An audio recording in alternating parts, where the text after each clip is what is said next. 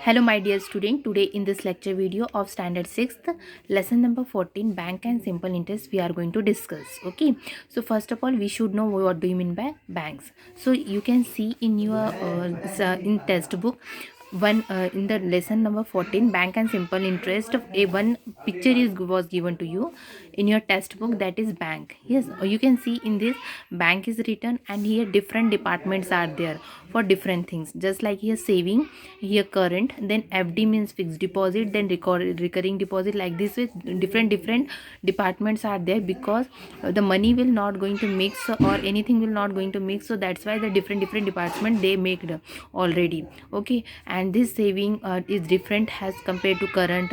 Okay, and what do you mean by FD we will discuss one by one in this chapter. Okay, first of all we should know what do you mean by bank. तो सबसे पहले हम देखेंगे what do mean by bank. Bank क्या होता है? एक financial organisation होता है. बैंक क्या होता है? एक फाइनेंशियल ऑर्गेनाइजेशन होता है. Okay students, first of all you should know what do mean by bank. Bank क्या होता है? एक फाइनेंशियल ऑर्गेनाइजेशन होता है. ऑर्गेनाइजेशन यानी क्या होता है?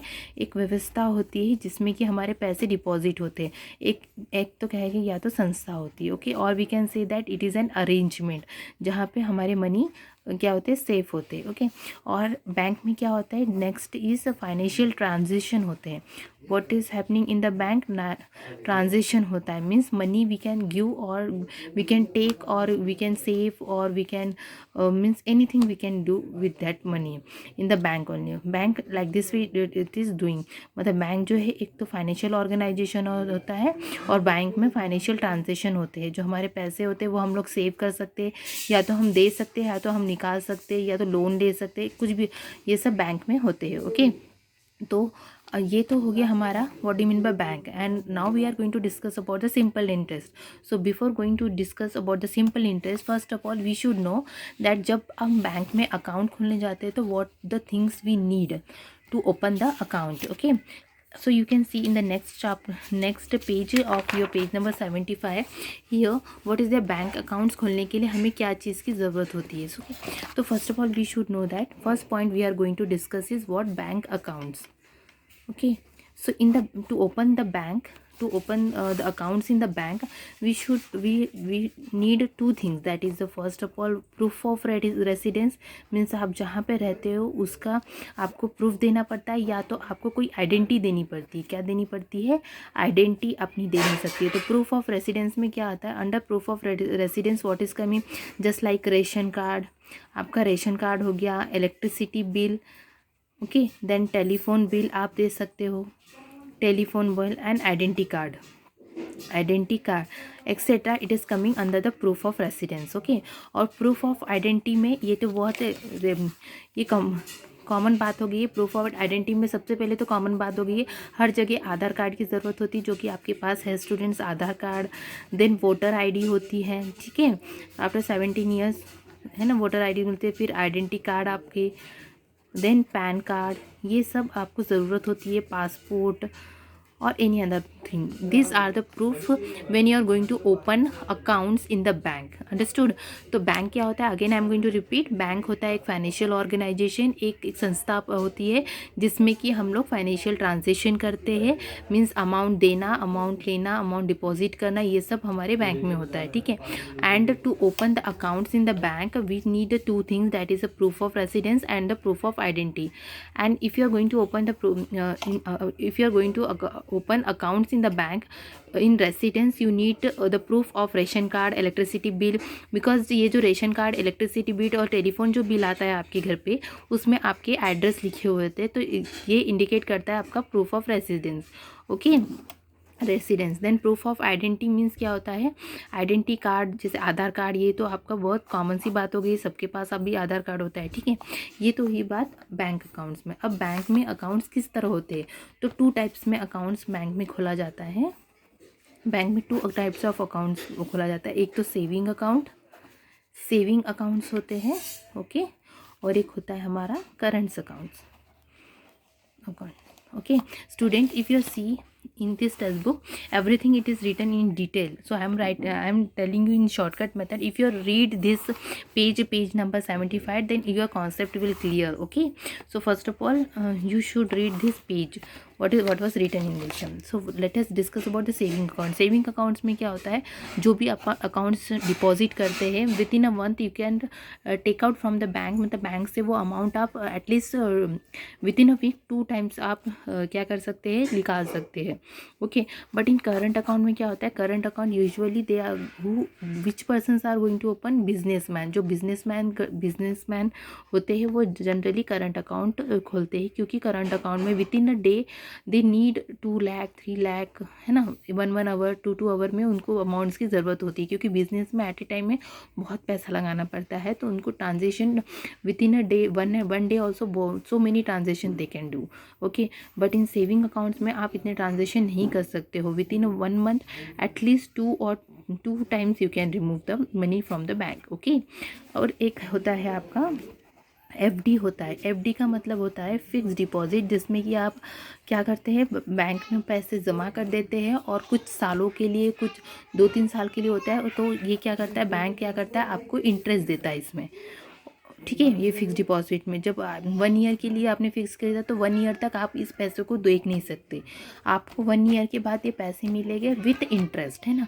और one thing I forget to tell you, in saving account में आपको इंटरेस्ट मिलता है. ठीक है, इंटरेस्ट इसमें मिलता है, बट करंट अकाउंट में इंटरेस्ट क्या होता है, नहीं मिलता है. ठीक है, इसमें इंटरेस्ट नहीं होता है, बट सेविंग अकाउंट में आपको इंटरेस्ट मिलता है. जस्ट लाइक अगर आपने 100 रुपीज़ भरा, तो अगर 2% के हिसाब से अगर उन्होंने आपको इंटरेस्ट दिया, तो 200 मतलब आपको, जैसे कि आपको 2 रुपीज़ मतलब 2 रुपीज़ मतलब 102 रुपीज़ आपको रिटर्न मिलेगा. 2%, 3% इस तरह के आपके होते हैं. ठीक है, इंटरेस्ट. तो मतलब जो भी आप सेविंग अकाउंट में मनी डिपॉजिट करते हो, वो बैंक अब कुछ इंटरेस्ट के साथ वो आपको रिटर्न कर सकता है. ठीक है, ये आपका हुआ FD, current account. Okay, now we will discuss the next topic, that is interest, जो कि हमारे चैप्टर में इंपॉर्टेंट है फॉर कैलकुलेशन पर्पस. इंटरेस्ट में हमको सबसे पहले क्या होता है, इंटरेस्ट क्या होता है. इंटरेस्ट तो मैंने बता दिया, कितने % से आप लेते हो बैंक में. अगर कुछ भी अपन अमाउंट अगर आप वी हैव टू बोरोड, मतलब बैंक से आप कोई भी अमाउंट लेते हो तो वो कुछ ब्याज के साथ रिटर्न मांगेगा. जैसे कि आज आपने बैंक से, सपोज़ आपने बैंक से 2000 रुपीज़ मांगा, तो वो आपको बोलेगा मैं 5% में दूंगा. मीन्स क्या होता है, 2000 into 5/100 means if you are going to cut, तो कितना होगा, 100 रुपीज़. मतलब जब आप अब बैंक ने आपको कितने रुपीज़ दिया, ये 2000 रुपीज़. आज आपको बैंक ने 2000 लिया. ठीक है, सपोज़ ये 1 ईयर के लिए. ईयर मतलब क्या होता है, ये आपका टाइम पीरियड होता है. ठीक है, तो टाइम पीरियड में अगर 1 साल में, अगर आपने बोला 1 साल में मैं रिटर्न कर दूँगा, तो बैंक क्या कहता है, 5% में आपको इसका ब्याज भरना पड़ेगा, मीन्स इंटरेस्ट भरना पड़ेगा. तो 5% के हिसाब से 100, तो 1 ईयर में 100 रुपीज़ जब वो रिटर्न करने जाएगा बैंक को, तो इसको 100 रुपीज़ भी ऐड करके कितने रुपीज़ देने पड़ेगी बैंक को, total 2100 rupees. Have you understood. This are the आपका क्या है, ये कैलकुलेशन होता है इंटरेस्ट में. ठीक है, तो आपका then now we are going to discuss about the कुछ क्वेश्चन दिए प्रैक्टिस सेट 35 में. Now we are going to solve. Okay, so let us solve the practice set 35. Already we learn what do you mean by interest. Principal क्या होता है, rate of interest कितने %, 100 rupees के हिसाब से आपको मिलता है. ठीक है, वो सब हमने डिस्कस कर दिया. अब हम प्रैक्टिस सेट 35 पे आएंगे. तो what is the first question here, at a rate of 10% per annum. ठीक है, रेट ऑफ इंटरेस्ट होता है. रेट ऑफ इंटरेस्ट का जो ये क्या है, 10 PCPA मीन्स क्या होता है, % पर एनम होता है. ठीक है, क्या होता है, % पर एनम होता है.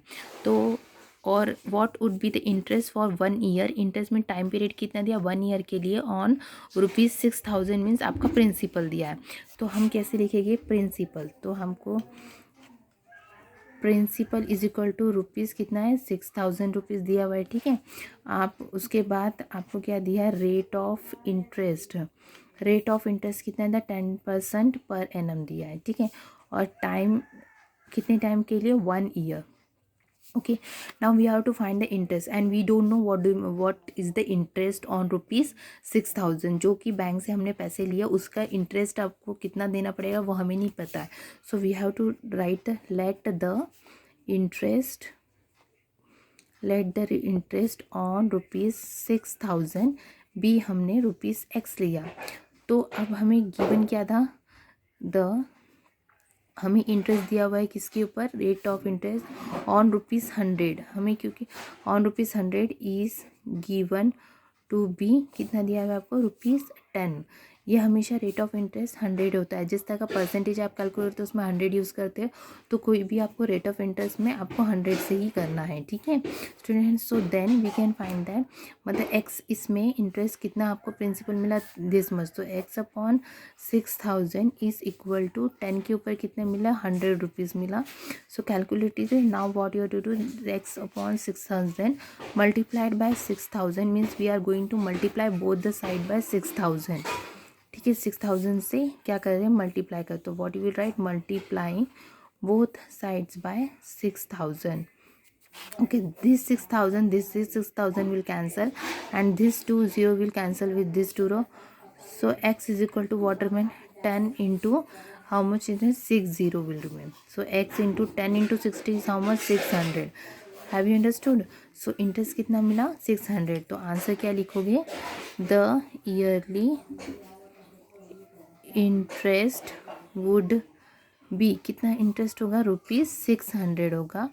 और we can say the next sentence, we can write interest for 1 year. 1 year कितना देना पड़ेगा, would be, that is ₹600। okay, have you understood the first question? Now we are going to solve the next question. So next question I'm not going to write in the this rough copy, you should refer your textbook students always. So next question भी कैसे है, Mahesh deposit, Mahesh ने deposit किया कितना amount, means ये आपका principal दिया ₹8650 in a bank, ठीक है। महेश ने पैसे डिपॉजिट किया बैंक में कितना, ₹8650, मतलब आपको क्या दिया हुआ है यहाँ पे स्टूडेंट्स, प्रिंसिपल दिया हुआ है। प्रिंसिपल कितना डिपॉजिट किया उसने बैंक में, 8650 in a bank at the rate of 6% per annum. तो उसने जब इतना अमाउंट में आप बैंक में डाला तो वो कितने रेट ऑफ इंटरेस्ट लिया, मीन्स इंटरेस्ट कितने लिया, 6% PA। तो रेट ऑफ इंटरेस्ट कितना दिया हुआ है आपका, 6% पर एनम के हिसाब से लिया, ठीक है। कितने टाइम में, how much money will he get at the end of year in all, कितना मनी उसको एंड में मिलेगा।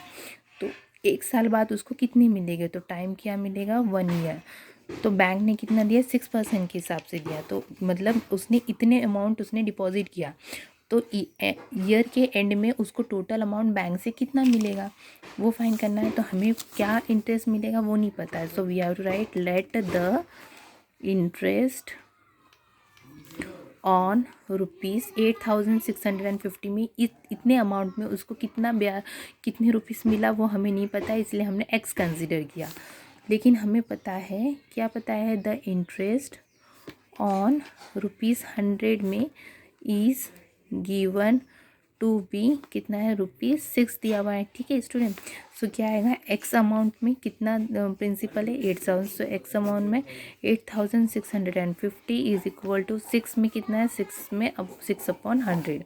Now same way multiplying both the side bye 8650, this 650 because we want this x only, so we have with x what is attached here, this is 8650 we have to remove from here with is in division form, तो इसको हटाने के लिए हमें multiply करना पड़ेगा both the side by 8650 100। so what is the reason, multiplying both side by 8650, okay, this will cancel with this cancel, so this one, sorry, 100, this 10 will cancel with 10, so what remains, 6 into 8060, sorry, 865 upon 10 will remain. Now we have to do the calculation, so see here 0 is there, is the here 5u, so according to the divisibility by 5u, तो जब back side में unit place में 5u और 0 रहा तो it will go on the table of 5u, so 5u 2 ज़ा 5u 1 ज़ा 5 3 ज़ा 15, okay, 5 1 ज़ा 5u 5 7 ज़ा 35u and then 5 3 ज़ा 15, or you can see here also 5 1 ज़ा 5, so 3 remain 36, 5 7 ज़ा 35, so 1 remain, 5 3 ज़ा। Have you understood? So 6 into 173 upon 2. Now this 2 will cancel with this, so 2 ones are 2 threes are. So what remain? 3 into 173. If you are going to multiply with this, so you will get 3 threes are 9, 7 threes are 21, 3 1 3 5. Okay, सो आपका ये आपका interest हो गया. सो अब bank में कितने principal उसने deposit किया था? ₹8,650. तो उसको इंटरेस्ट कितना मिला ऑन प्रिंसिपल दिस? इसको इंटरेस्ट मिला ₹519. तो टोटल अमाउंट बैंक ने कितना दिया होगा उसको? तो फिर हमें अमाउंट का फॉर्मूला यूज़ करना है. अमाउंट इज इक्वल टू क्या है फॉर्मूला? प्रिंसिपल प्लस इंटरेस्ट, इन दोनों को एडिशन करो. सो प्रिंसिपल क्या है? 8,650 प्लस इंटरेस्ट क्या है? 519. If you are going to add this to 1, so 40 will get ₹9. Then 5 plus 1, that means 6. 6 plus 4, 11, that is 9. So how much amount from the bank he will get? Total amount, okay, because उसने deposit कितना किया था? 8,650. सो जो bank ने interest दिया था 6% के हिसाब से दिया था, तो 6% के हिसाब से उसको टोटल अमाउंट बैंक कितना रिटर्न करेगी? 9,169. Have you understood? So what you will write the answer student? Last answer you will write Mahesh will get rupees कितना? 9,116 eight the and of the year. Okay, thank you.